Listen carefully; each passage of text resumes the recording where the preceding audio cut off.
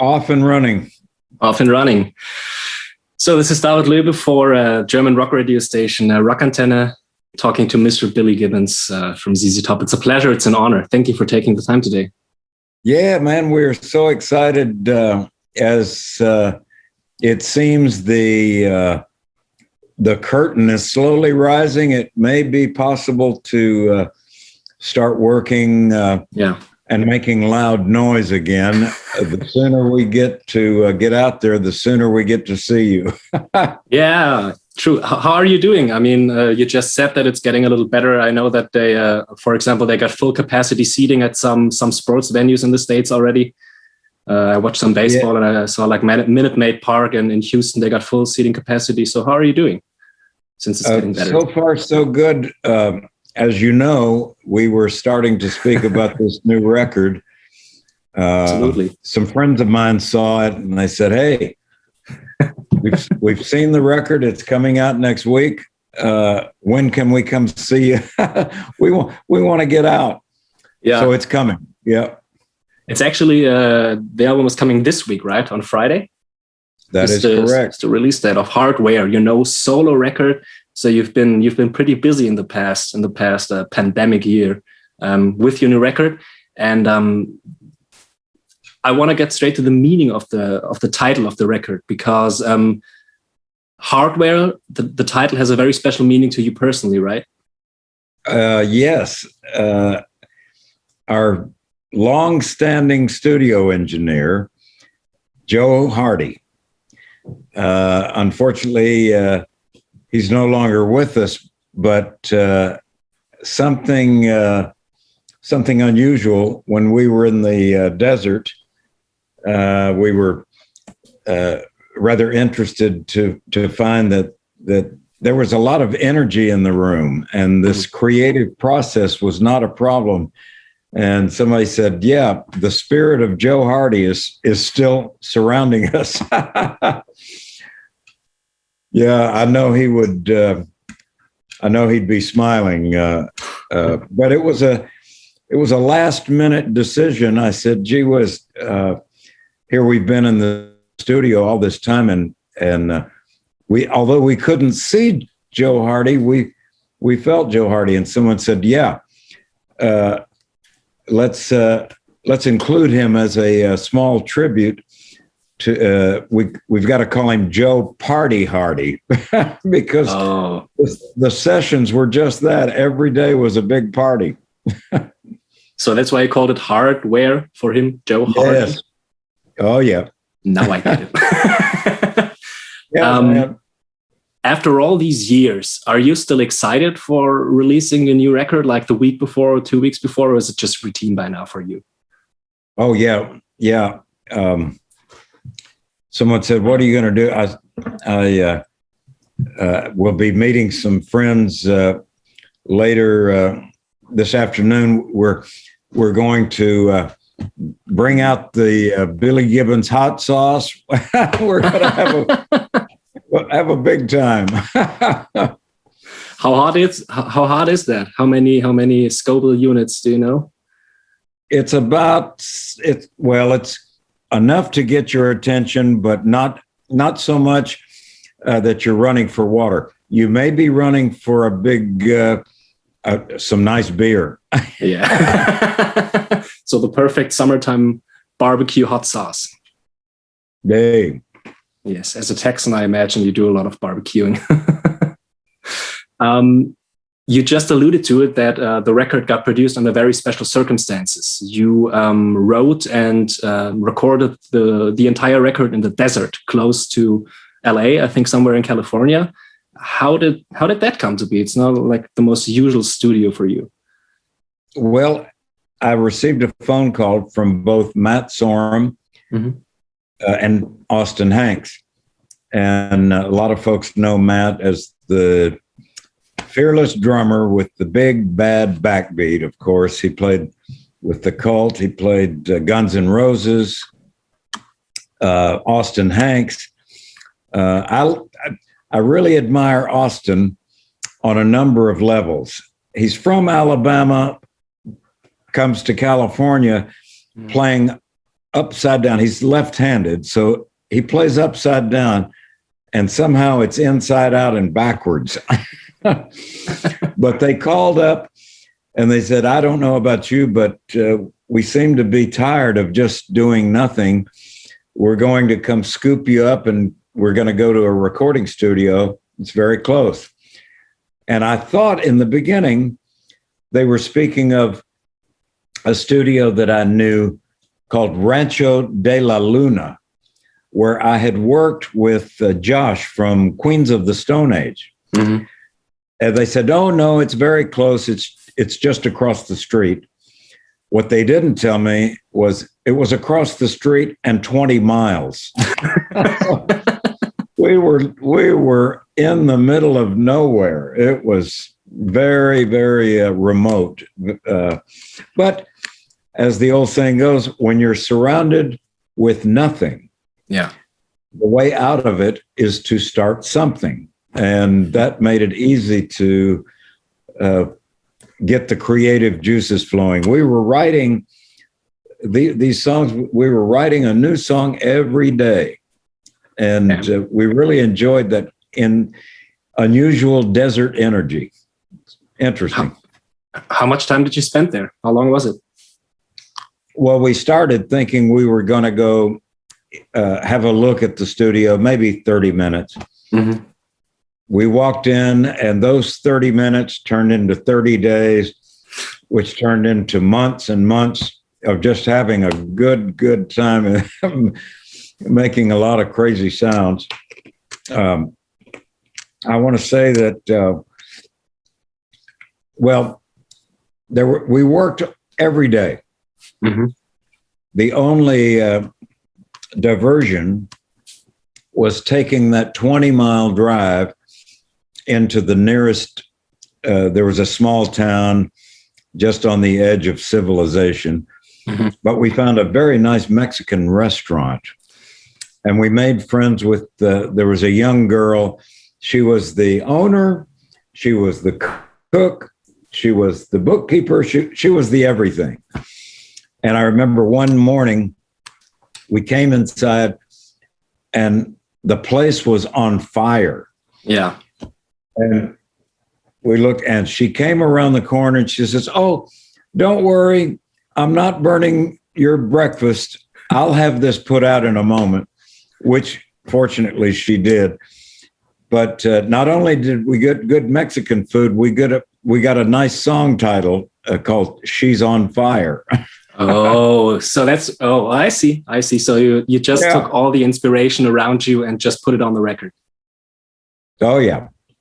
I see. And did you stay, were there accommodations in the studio for you to stay, or where did you stay if you were in the desert for months?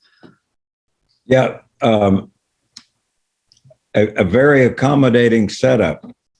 The studio is rather small, mm-hmm.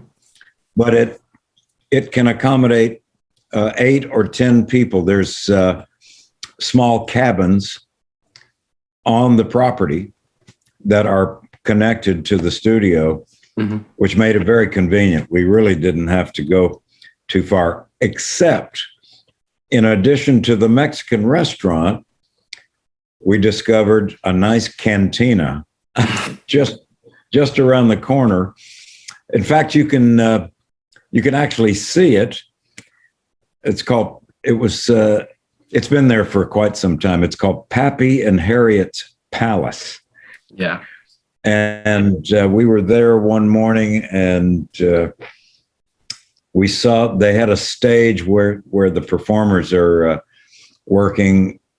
We were able to pick up 2 guitars and drums, and we have a nice video that is accompanying this single, My Lucky Card. Mm-hmm. And that video clip was actually made at Pappy and Harriet's, which is very close to the studio. So we had it all.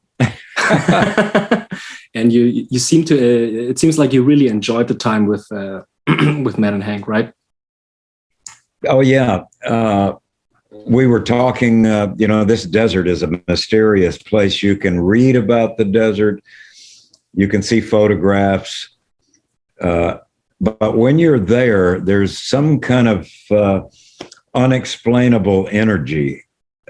We took advantage of it, and we found that it was quite supportive to getting the artistic juices flowing. So that made it well worthwhile. There was nothing else. It was just three guys in this very interesting spot. Yep. So I guess it's fair to say that if the pandemic hadn't hit, this album wouldn't have been made, correct? Because you would have been on the road with ZZ Top? I think so, yeah. In fact, someone said, well, we know you were working with Matt and Austin. Mm-hmm. What did Frank and Dusty say? And I said, well, I have ZZ Top here, Billy F. Gibbons and the BFGs here, a nice balance.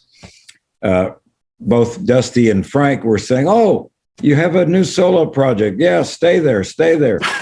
And I said, oh, I'm working, and what are you doing?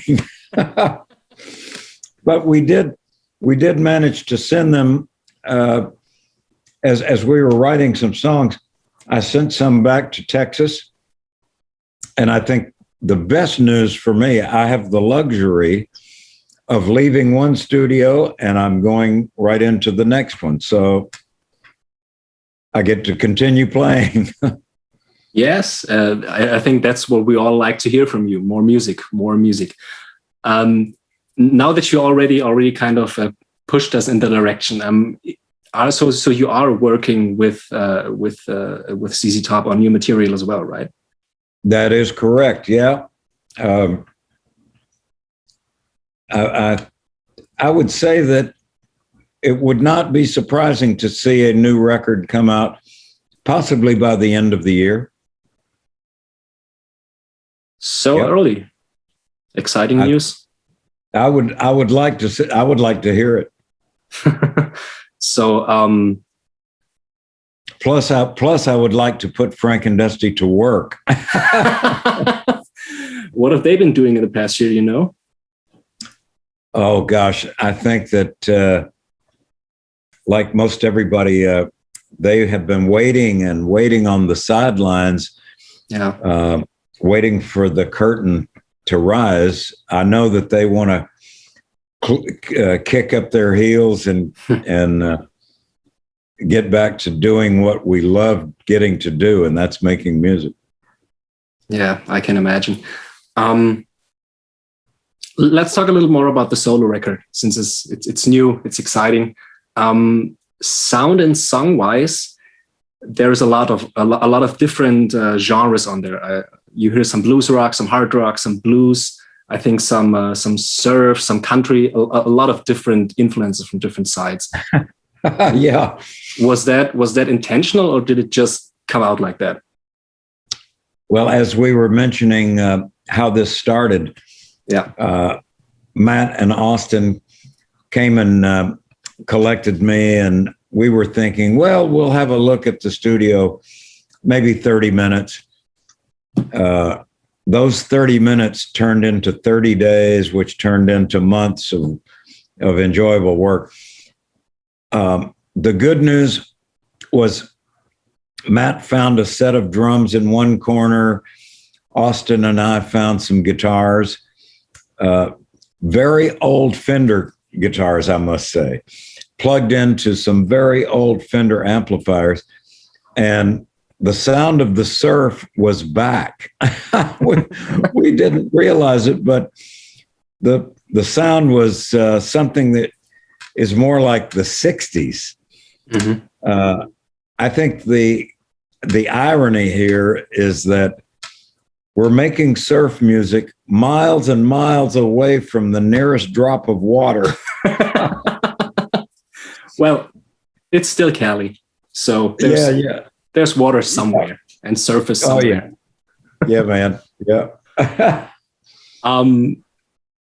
So I just right now got the picture in my head of you three entering the studio, plugging the stuff in and jamming the instrumental to Desert Highway. I don't know why, but talking about surf and the sound about surf, I feel like Desert Highway really I don't know. That song just popped in my head straight away. Or more like it's not really a traditional song. It's more spoken word and instrumental. How did that decision come to be to do it like that? Yeah, the last thing we did, we were thinking, well, the record we've wrapped up the project, and at the same time, we decided to put our ideas on paper of what the desert had come to mean for us during this nice long stay. And we had one track of music. The sound was more like something of maybe an old cowboy movie. But I said, okay, let me take these lines. Let me see if they fit. But I was not singing. I was just reading. And the engineers came in and they said, hey, you did it. And I said, but I was just reading the lines. And they said, no, it's perfect. I guess one could imagine Tom Waits stepping out from the shadows saying, yep, you're getting close. You're getting close. What does SGLMBVR stand for? That's an acronym that was inspired by an early record by Cream when Eric Clapton got together with Jack Bruce and Ginger Baker. They started making some really wonderful records. And there was a song that had nothing but letters. And it stood for something. And they assigned the meaning to the listener. They said, we're not going to tell you what we intended to mean. So we took that as a starting point. In this case, we didn't know,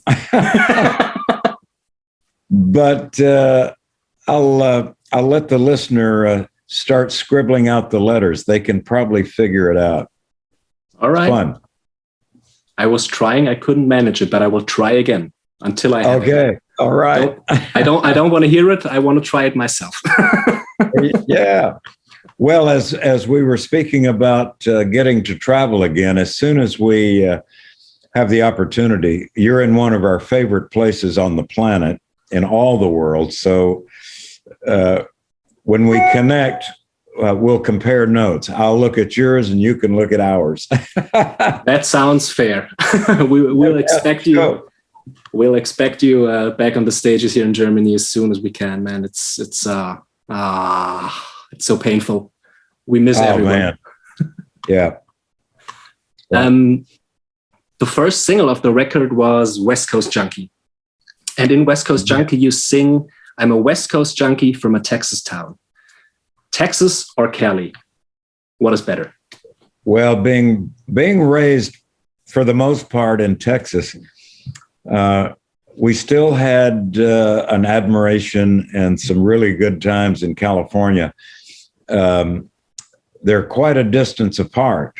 Yeah. But as you travel between the two, if you stay down south, of course, you're actually driving through nothing but desert, which made it rather convenient for this album to unfold. It was very, very comfortable. To tell you the truth, I like both, and I like being able to drive. As you know, the cover of the new record Hardware has our new little hot rod car. So yeah, I don't know if it makes it across water yet, but we'll bring it over. Do that. We're very excited for it, Mr. Billy Gibbons. I thank you very, very much for your time today. It was a pleasure. It was an honor. I'm excited for everyone else to hear the record. I already had the chance. It's amazing. It's great. And we hope to see you soon, maybe with your solo stuff, maybe with ZZ Top. Well, come on out. And as always, we love having a good time and looking forward to seeing you tune. A great pleasure speaking to you. We'll see you around the corner. Thank you very much. All right.